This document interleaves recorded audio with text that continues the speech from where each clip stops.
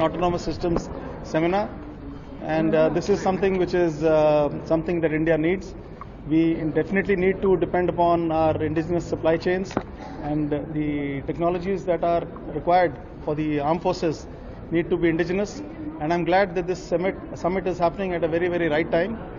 This is the time that we need to build up on our indigenization and indigenous capabilities.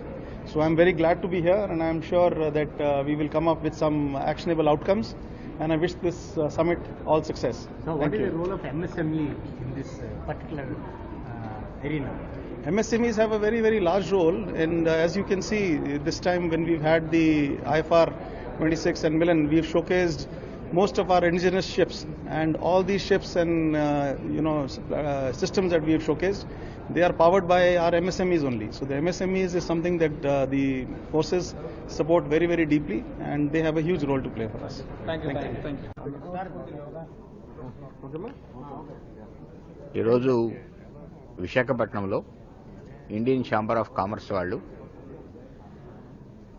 Drones, new technologies, innovations, indigenisation and security అనేటువంటి subject మీద conference నిర్వహించడం జరుగుతోంది. ఈ కాన్ఫరెన్స్లో నేను guest of ఆనర్గా keynote స్పీకర్గా రావడం నాకు ఆనందకరం. ఈ ఏవైతే టాపిక్స్ ఇక్కడ తీసుకున్నారో అవి చాలా ఇంపార్టెంట్. ఎందుకంటే ఈరోజు డ్రోన్స్ యుద్ధ రంగంలో ఒక ముఖ్యమైనటువంటి భూమికను పోషిస్తున్నాయి. ప్రపంచంలో జరిగేటువంటి అన్ని యుద్ధాల్లో డ్రోన్స్ యొక్క ప్రాముఖ్యత చాలా పెరిగింది.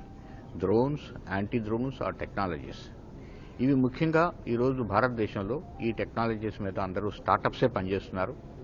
దాదాపు దేశంలో 600 పైగా ఇండస్ట్రీస్ డ్రోన్ మీద పనిచేస్తూ ఉన్నారు. ఇది ఒక పెద్ద విప్లవాత్మకమైనటువంటి మార్పు దేశంలో.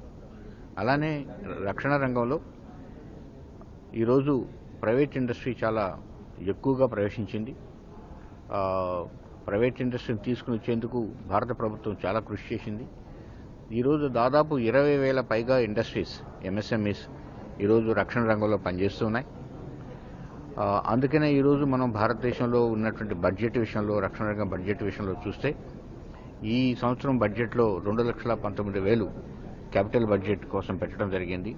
దాంట్లో 75% కంటే 75% పైగా ఇండిజినస్గా తయారు చేసేటువంటి సిస్టమ్స్కే అది కేటాయించడం జరిగింది.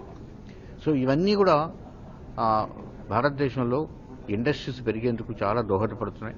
వాటిని పెంచేందుకు కూడా రకరకాల స్కీమ్స్, ఐడెక్స్ అని, టీడీఎఫ్ అని కొత్త స్కీమ్స్ వచ్చి ఫండింగ్స్ 10 crores, 25 crores, 50 crores వరకు ఫండింగ్ ఇవ్వడం జరుగుతోంది.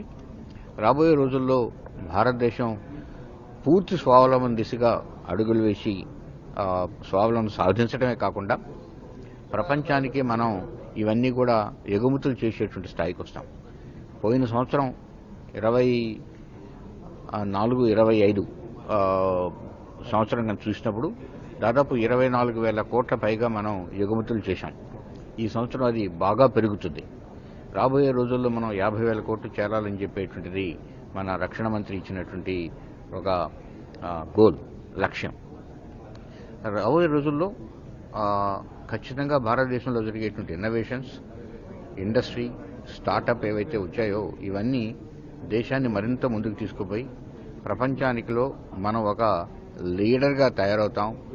మనం ఖచ్చితంగా ఆత్మనిర్భర భారత్ కాకుండా వికసిత భారత్గా ఖచ్చితంగా రాబోయే రోజుల్లో అవుతామనేటువంటి పూర్తి ప్రగాఢ నమ్మకం ఉంది. ఏఐ అనేటువంటిది ప్రతి రంగంలో కూడా రాబోతుంది, వస్తుంది. ఏఐ అనేటువంటిది మనం ఎట్లయితే 1980లో 70 ఆఖరిలో కంప్యూటర్స్ ఎలా వచ్చాయో ఆ రకంగా ఏఐ వస్తుంది. ఏఐ ఒక మిలిటరీ రంగంలోనే కాకుండా సివిల్ రంగంలో ప్రతి రంగంలో కూడా ఏఐని ఉపయోగపడుతుంది. ఏఐ ఇంకొక పెద్ద మనం బాగా ఇంకొంచెం బెటర్గా ఉపయోగించుకెళ్ళి ఇటువంటి ఒక టూల్గా తయారవుతుంది. అంతే తప్పితే ఏఐ వల్ల ఏదో అవుతుంది, ఇంక మనుషులకి ఎవరికి ఏమి పని లేకుండా పోతాయనేటువంటి పరిస్థితి కొత్త రకమైన పని వస్తూ ఉంటుంది. మనం బెటర్గా ఒక మంచిగా దాన్ని వాడుకునే దానికోసం మనం ప్రయత్నం చేయాలి.